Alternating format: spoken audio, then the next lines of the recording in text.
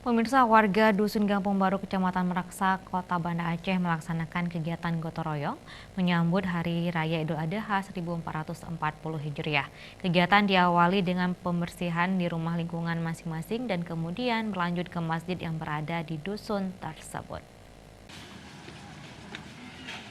Agenda gotong royong ini merupakan kegiatan tahunan yang biasa dilakukan menjelang hari-hari besar Islam seperti Hari Raya Idul Fitri dan Idul Adha, serta menyambut perayaan Hari Kemerdekaan RI. Selain menjadikan lingkungan kampung bersih, kegiatan ini juga diharapkan dapat mempererat persaudaraan sesama warga di desa ini. Kecik Gampung Baru Mulyadi mengatakan, Gampung Baru terletak di tengah-tengah kota Banda Aceh yang merupakan tempat tinggal yang dihuni oleh berbagai macam suku, tidak saja Aceh yang merupakan penduduk aslinya. Selain mempersiapkan tempat penyembelihan kurban, warga juga membersihkan lingkungan masjid yang mana besok akan dijadikan sebagai tempat sholat Id Idul Adha 1440 Hijriah. Ya, terima kasih.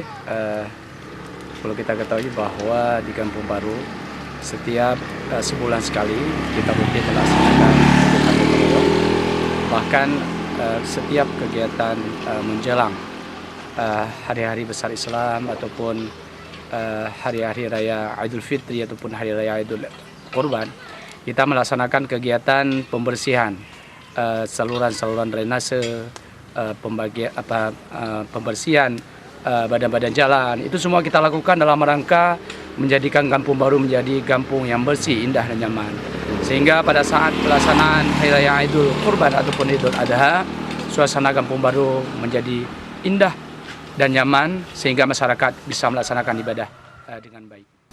Seperti tahun sebelumnya pada Idul Adha kali ini, masyarakat Gampung Baru juga akan melakukan penyembelihan hewan kurban yang dijadwalkan akan berlangsung pada hari raya kedua berlokasi di halaman masjid setempat. Jufrizal, Aceh TV.